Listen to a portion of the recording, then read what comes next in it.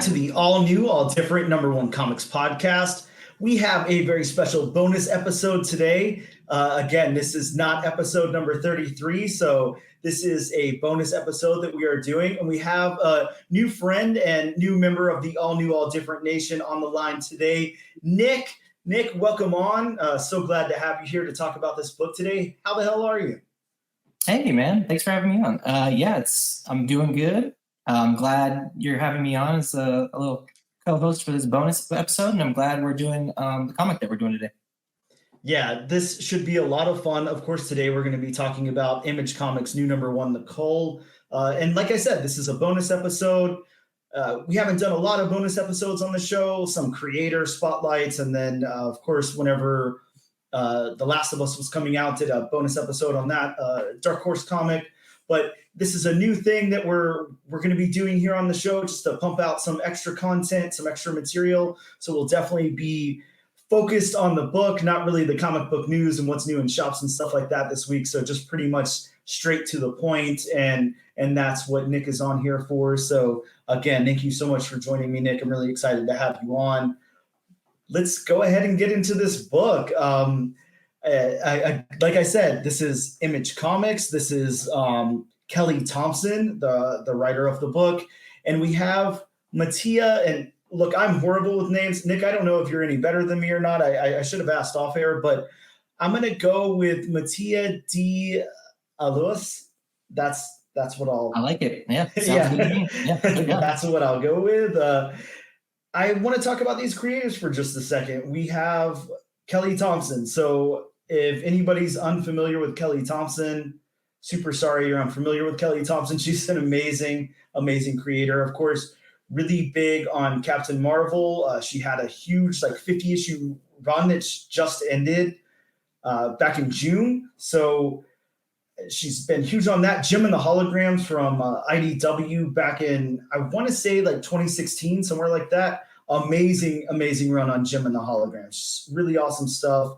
Of course, she's worked on Amazing Spider-Man. She's done the It's Jeff, the Landshark comic book, digital. She's worked on Hawkeye, Black Widow, Deadpool, West Coast Avengers, Uncanny X-Men, and so many more things. Jessica Jones' Blind Spot is also pretty near and dear to me. So I don't know if you read that volume of Jessica Jones. Just really, really cool run. I actually have not read that. No. Okay, well, that's what the artist also worked on that book, because if you kind of dig a little deep on the internet and try to find out more about Mattia there's not a whole lot, which is insane because at least for me, spoilers for what's ahead, this artist is pretty outrageous. Some really cool stuff. Mm-hmm. Beautiful. Yeah. Kelly Thompson's also going to be, if it hasn't come out, I don't think it's come out, Birds of Prey, I think. Yes. Yeah. Yes. Yeah. Birds of Prey. And then Black Cloak pretty recently also. I think that's still ongoing. But yeah, that's another, I believe, Image. I don't know. We covered it on the podcast, but now I can't remember the publisher.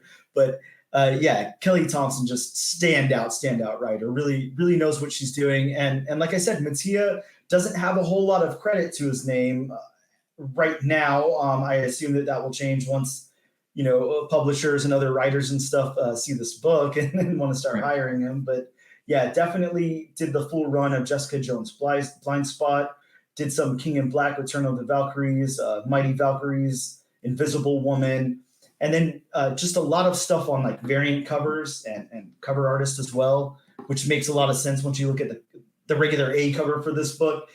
It's pretty outstanding to walk into a local comic book shop and see that on the new. Yeah, it's just the main character. I assume it's the main character just staring at you in the face with these big purple eyes.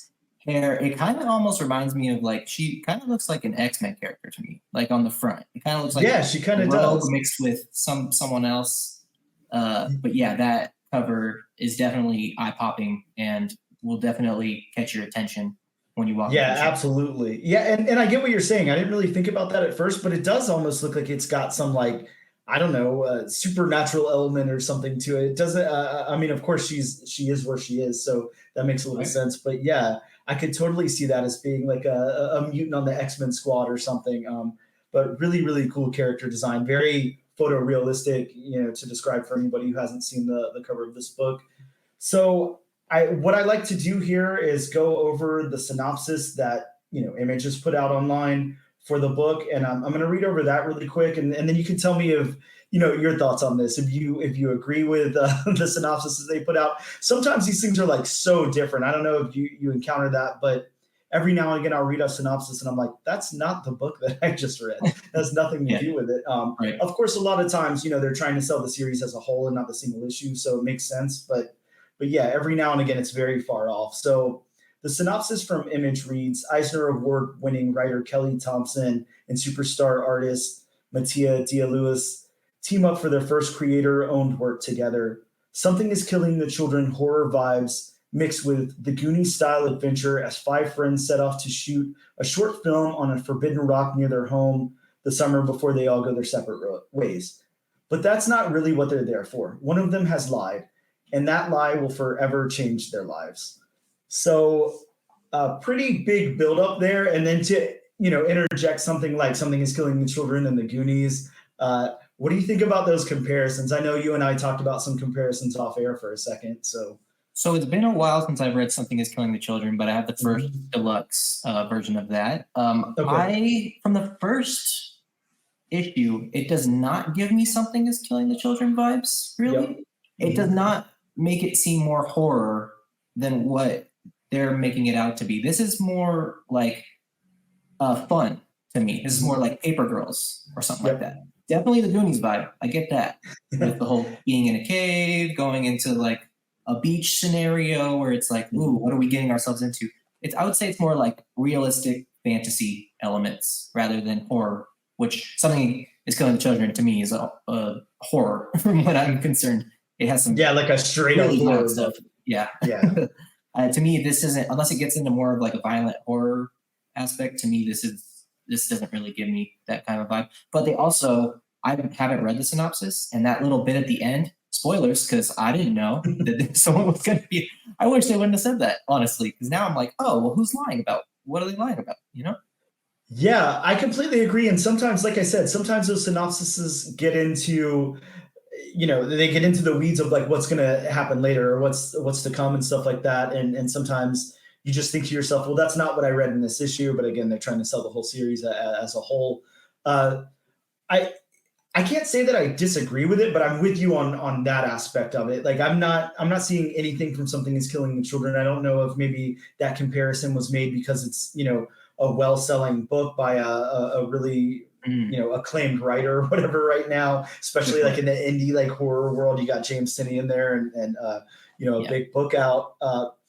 Of course, a lot of times, things are compared to movies and other things like that. But I'm with you on the Paper Girls. I absolutely adore Paper Girls. I think it's one of the coolest independent books to come out in recent memory. And I'm getting those same vibes from this. I'm getting that, although these characters, in my opinion, they seem like a little more like young adult, like maybe they're at that stage in life where it's not yet time to move out of your parents' house, but you're still not, like a kid in high school or whatever. That's kind of like the feel I got from the characters. So maybe like a little older than the Paper Girls. I don't know. But yeah, other than that, like I'm getting those vibes from them for sure. Right. And I really like it a lot. I really like what's going on here. And yeah, the Goonies, I mean, I think that's pretty spot on. I don't think anybody could disagree with the Goonies comparison to that.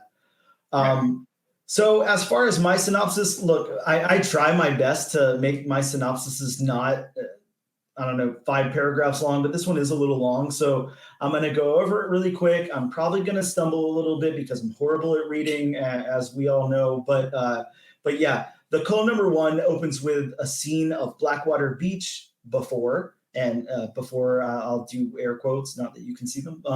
And we see some majestic rocks coming out of the water. And then we get this amazing 2-page spread of someone filming this massive crab creature and a smaller creature or creatures underneath. And then we flash back to 12 hours ago where we meet Cleo drawing a bunch of sad faces on red. And what I wrote was index cards, but I later learned that maybe it's like a piece of fabric or something.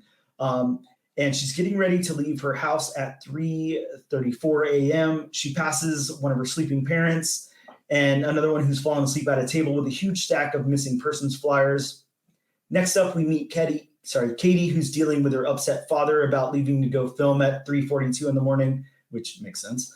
We also learn that she and her dad are dealing with something, which is maybe the death of a person or a missing person also. We then meet Will and Wade as they sneak out, and they've all assembled outside. Everyone's waiting for Lux as she spends time covering up a black eye with makeup. The group argues a little bit about the time and low tide and how much they'll be able to capture. And then we get to a scene where Lux is in the water and water splashes over her face to reveal her black eye. Katie told her, her black eye, and Katie tells her that she only got hit because she got in the way. Sorry, that is Lux. I don't know why I wrote Katie there. I think she was explaining to Katie, my bad.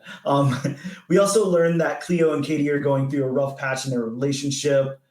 And then the group spots a cave they set to film in, and they see a very, very bright light, even though the sun hasn't come out yet.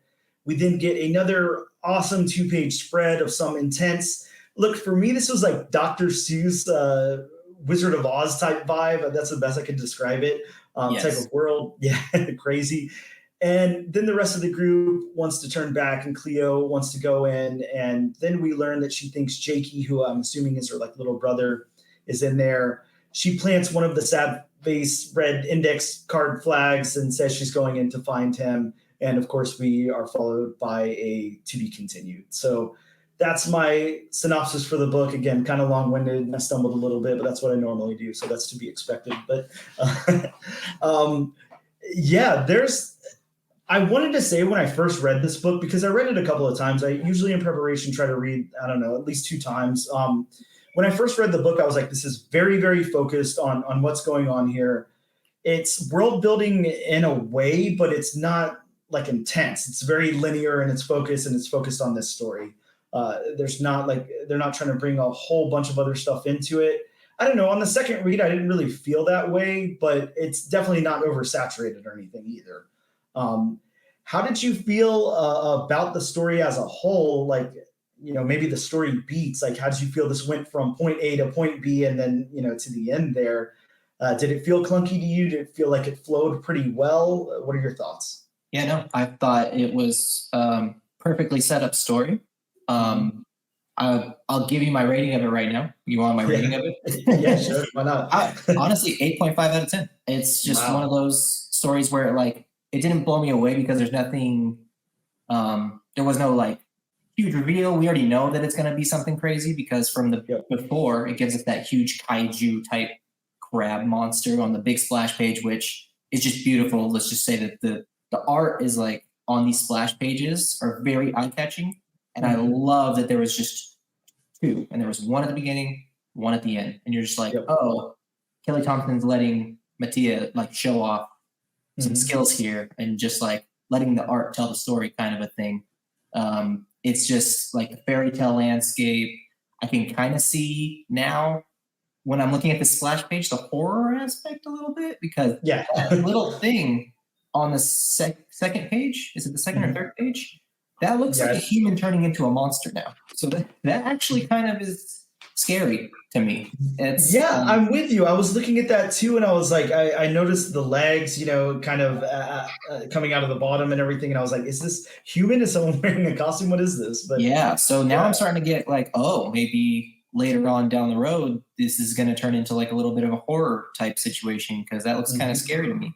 But yeah, I loved the linear way. She does a perfect job of just setting up characters, which is what you're supposed to do, setting up the landscape, which is what you're supposed to do. These characters are pretty fleshed out just by their interactions with each other, which is always good. You get, like I said, she's letting the art tell the story. So she'll have, the mom passed out on the table with the missing posters. She'll have the black eye with the girl looking into the mirror. It also sets up kind of this girl who's looking into the mirror and she has a black eye. She actually seems to be more into her appearance, which is kind of it's kind of ironic that she has a black eye and she's putting on makeup, because she has one of those circular light mirrors that is for makeup. So it seems like she's really into her looks a little bit. It's just a a perfect, maybe not like perfect, but what you want out of a first issue, you're going to get out of a first issue with all the character setups and landscapes, interactions with each other. You can tell that they know each other. There's no weird dialogue going on. It all seems very natural. So yeah, it's and the characters are very fleshed out in how they talk. So like the girl who's into her appearance, the one who is putting makeup over her black eye, she's always complaining. It seems like she's like, "Oh, I should have brought different shoes." Well, what do you expect? I'm late. Like it's 3:42 in the morning or whatever. Like it's just like so these characters seem very fleshed out. But yeah, I would say my rating again, 8.5 out of 10. I thoroughly enjoyed it, and I'm glad you gave me this issue because I usually don't read. like I was telling you before the podcast, I usually don't read things that are out of my wheelhouse. But if I see something that catches my eye, which this cover does, I'll definitely look into it. So I'm glad you brought this one up to me. Yeah. Yeah. Well, I do the same thing on the regular show. Bob, my co-host, is very just a strict like Marvel guy. He's reading and really big into Star Wars. So, always reading all the Star Wars stuff and then tie-ins and all of that. And when we started the podcast, that was a big point of contention, that I was like, well, let's not be so focused on, one publisher or whatever. Let's just do whatever. And now, some of his favorite books are some of these indie horror books and stuff that come out because, of course, we are only trying to do number one. So, you don't always get like a number one from Marvel or DC that you can go over that doesn't have a lot of continuity behind it. You can just, talk about the merit of the single first issue. So yeah, it is cool to get into some of this and be able to read it. I like that, whenever you said you were talking about the characters and how they're being fleshed out and everything, I think like a big point for me is, for one, Kelly Thompson is really, really good at referring to these characters by name through the dialogue of the book. And sometimes there's such a fine line there because sometimes, you're like, okay, well, this is storytelling. You're going out of your way to make sure I know the name of this character. That's not how people talk, whatever. This was subtle enough, but it stuck enough too, where I felt like I knew who the characters were. Yeah, sometimes I had to flip through pages a little bit to be like, wait, which one are they talking about or whatever. But it worked out, and I feel like I pretty much know who everybody is. So I think that Kelly's able to like walk that line very well of making it kind of natural in conversation. I think that was like something cool that I wanted to bring up. And then the relationship between Katie and Cleo, again, like it's there, it's subtle. They're going through something. I'm not exactly sure what.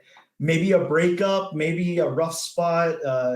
I don't know. But it seems like they were in like a romantic relationship, of course. And then like that's kind of on the rocks right now. But they're still in this friend group together and they still have to accomplish this goal together. So I think that that's like a cool plot to throw in there. I think that that's going to be circled back around to at some point here. Of course, my initial thoughts are, maybe Cleo goes in and nobody else wants to follow her and then Katie has to or something. I'm not too sure, but I really like the seeds that are being planted here and everything that's going on. Again, like I was saying, that I felt like this was pretty linear. It was pretty focused and there wasn't a lot of outside interference going on or whatever. But now as I think about it a little more, it's like opened up a little bit more to me. So I really like that. I completely agree. The fine line that you were talking about with the dialogue, making it seem subtle enough when they're using names to each other, is I would rather have them say the name over and over than have a situation where it's like Nice House on the Lake, if you've ever read that. Yeah. Oh, yeah. Completely forgetting everyone's name every time you read an issue. Because you're like, there's so many characters going on, and you're like, can you just say each person's name every time? Because it's like, I'd rather not be confused. I would rather read this once and remember all the people's names than read it once, be like, I forgot those characters' names completely. Like, because they only used it once in the first couple pages. And now I'm just, I'd rather have that than a situation where you're forgetting everyone's name. But I think there was a fine line, and I don't think it was crossed. I thought it was pretty natural, especially when the romantic relationship type it. So it is a romantic relationship, right? Because she says something like, oh, aren't you going to make a romantic gesture to Cleo or something like that? So they were definitely in a relationship, or they are in a relationship. And you can tell that that's being broken up either through the hardships that they're going through, or which it probably is, if we're gonna like think about like as an author standpoint, something happened between them. It could have potentially been just between them, or it could be because of a loss of a loved one or something like that. And Katie doesn't seem to be doing enough in the relationship to kind of like back her up as her partner, I guess you would say. I definitely think that's where Kelly Thompson's going with this these characters, and I love it. I love those are the things that you want. You want like, oh, I'm gonna pick up this next issue because I want to know what's gonna happen between them, or else we're just reading about people going on a journey to another, and we don't care about them. You know what I mean? Like, you want to care about the characters. You want to be empathetic to the characters. So I thought that was something subtle that you put in there for a couple pages. That is like, oh, okay, I want to see where this goes and why it happened. Yeah, exactly. It again kind of plants more seeds than just the overarching story. That's this big thing. Of course, I want to tune in to find out what's going to happen in the second issue with this world and everything that they're going into. But like you said, like I've got to be invested in the characters a little bit. I have to be invested in their relationships and what's going on with them. And something that you just kind of pointed out, subtly, they're both going through something. Cleo is going through, what I assume is her brother missing, who she thinks is here. And then it seems like Katie's going through something too, because there's talk of Adrian and, her dad saying, why don't you sleep in Adrian's bed or whatever, when are you going to deal with this? And he's like, I don't want to, because then it's real or whatever. So it seems like they're both going through something similar. Now, whether that ties in together, I don't know. It could be something completely different, but maybe that's why their relationship is where it is at this point. So yeah, I definitely want to find more out about that. Let's go over to the art.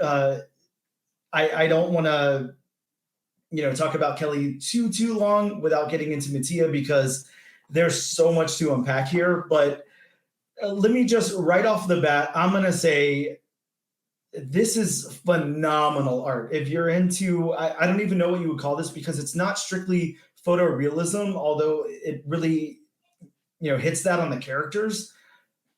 But there's just something so epic and surprising about this art. The second that you open up the book, it's just mind blowing. And I don't know. I mean, I can't think of adjectives to say. Like, what did you think about Mattia when you first opened this up? I am not usually a huge fan of photorealistic art. I think that's what I would call it too. Yeah. Photorealistic, where you take like a real picture of someone and then you like kind of draw over it, or you do you put your own little technique in there. Yep. But that first page really got me into the art, it was a landscape. It was the beach. It was, you have foreground, background, you have the sun over this like overarching mountain. And then you go into the second page and it's that huge splash page. So I'm already interested. I'm like, oh yeah, I love that. Like, give me huge landscape, give me big monster. And I'm like, I'm in it now. Like, I love it. There are some certain aspects of the art that I am kind of iffy about. But those two things, those big splash pages of landscape, stuff like that, I really love. When it gets really, like, there's a scene or like a little picture of people looking into mirrors and stuff like that. That's like that seems to be a big thing in here, where people are looking at themselves in the mirror. The expressions on their face are amazing. Like, I love that. But there will be like when Cleo's looking into her mirror and then you see the pictures on the side, it looks literally just like he took a picture and then made it smaller, and he didn't draw over it at all. So I was like, I'm kind of iffy on that, because it looks literally just like, honestly, it looked to me like a picture of the Jersey Shore or something like that on these, like, it looked like they were at a club, and I was like, that doesn't look like anyone in particular in the story or anything. And there's like guys in there that I don't know, and so it just looked like he took random pictures and just like shrunk them down. Maybe that's just because he didn't have time to do it. But when he gets into the actual characters, I'm loving it. I love the detail and the expressions on their face. The main character, if you don't know who this actress is, let me know. But do you know who Paget Brewster is? No, I can't say that I do off the top of my head. No. She's like I used to watch Criminal Minds. This main character looks like he was like, oh, I'm going to use her as a reference. I always play the who's the artist using as a reference type of game.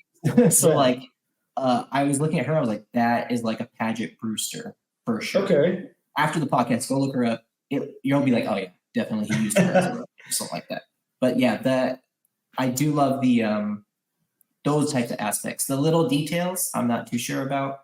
But when it comes to with the photorealism, because it literally just looks like he shrunk an actual picture. But everything else, the landscapes, the settings, I really like it. And I usually don't get too into like the photorealistic stuff. Yeah, that stuff crosses, or I don't know. Again, like with that too. There's like a thin line for me, a very very thin line where it can cross over to where I just don't want to be with certain things.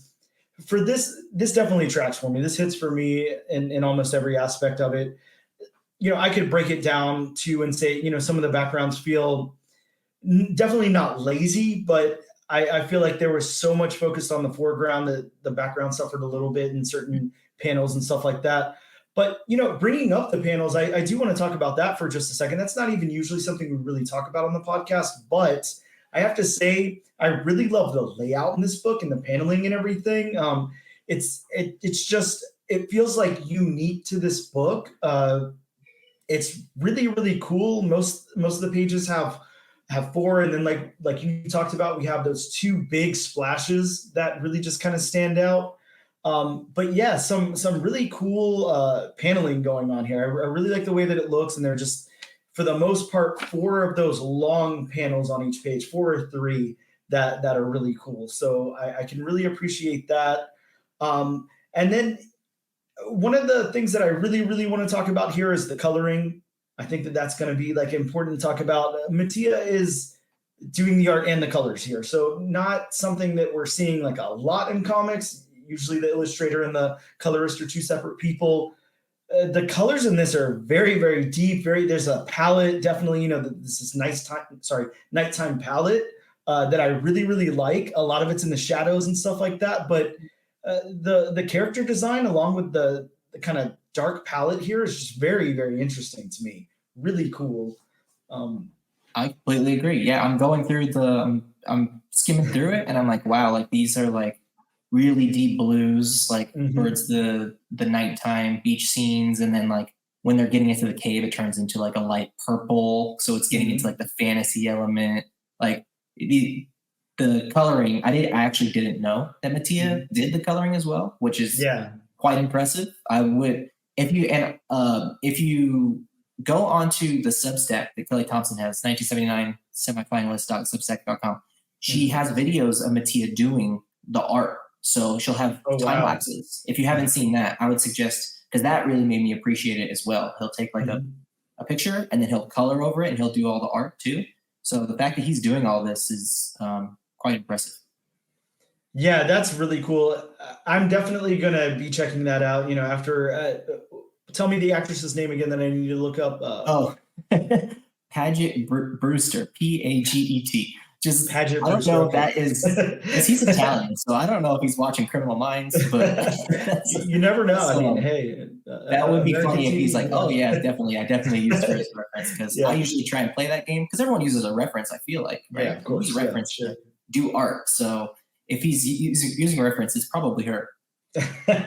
Well, yeah, definitely. After we get done recording here, I'll be looking up Paget and checking that out and having that aha moment. But yeah, then after that, I'm definitely going on the Substack there, and I'm going to subscribe to that, because I think you said you only had to, it's like a $5 pledge or something. It's $5 a month, and you get the comic. You get all the behind the scenes. You get Kelly Thompson's like, you can comment, and she responds back to people. It's so amazing. Cool. So it's one of those things where it's like, these people that you are like, wow, they're putting out such great work. And then you're like, okay, I can like subscribe to her, pay her directly, and get like on and get the comic book at the same time. You know what I mean? That's what I did to get this comic book, because I'm kind of far from my my local comic shop. So that's what I did. Very cool. Yeah, I'll definitely be checking that out for sure. I'm going to put that in the show notes too for everyone listening. 1979 semifinalist, I think is what it's called. But yeah, I'll get it and put it in the show notes. There'll be a link there for everyone to check that out. Okay, well, look, I don't want to take up too much more of your time. I know we said we were going to try to keep this really focused and keep it at like a 30-minute episode, and that's pretty much what we're hitting here. So I'm going to go ahead and say this. This is normally what we do on the podcast, and I know you gave a number rating, which I'm going to be happy to do too. Normally, the main question that we try to get into towards the end of this review and everything is, do you suggest that our listeners move on to issue number 2 or not? That's kind of where we land. Are we suggesting this to friends? Are we saying go add this to your pull list? Go check out issue number 2. But I like the number rating, so I'm gonna throw down one as well. But yeah, I've got to ask you: are you continuing on issue number 2? Yes, definitely. Yes, I'm gonna continue going on. I'm subscribed to the Substack. I don't plan on not subscribing. $5 a month to me. Literally, if it's the price of a coffee, I'm going to support people that I enjoy what they're doing. Yeah, absolutely. Definitely worth it. Well, yeah, that's a yes from Nick, and that's absolutely a yes from me as well. This is, I will 100% be hitting up my local comic book shop and adding this to my pull list this week. And like Nick, I will be going on that Substack and subscribing as well, especially now that I know you can drop some comments for Kelly directly. That's super cool. So I'll definitely be on there. But yeah, you threw down a number rating, so now I just feel obligated. I have to. So you're at an 8.5. I'm going to go 9.0. I really, really like the art here. It really blew me away. I really like the story. I think the only critique that I could give it at all is I really, really love the cliffhanger. I think that it's a great cliffhanger. I just think that maybe we could either have dialed in a little bit more or a little bit less on that cliffhanger. Like either leave me wanting a little bit more and don't give me as much as you gave me, or go in a little bit further. That's the only critique I could give it on my end. But overall, a really, really cool book. I really enjoyed it, and I'm really excited to check out issue number 2. So, yep, yeah, I agree. Definitely. Well, look, that wraps up our bonus episode. Nick, again, I want to thank you for coming on and doing this with me. And hey, if we can make it a thing, I'd love to, but we'll talk about all that off air. But thank you so much. And thank you guys so much for tuning in. You know what you got to do. Use the hashtag AllNewAllDifferentNation. Let us know what you thought about the Cull number 1. And hey, we'll be back for the regular episode on Wednesday.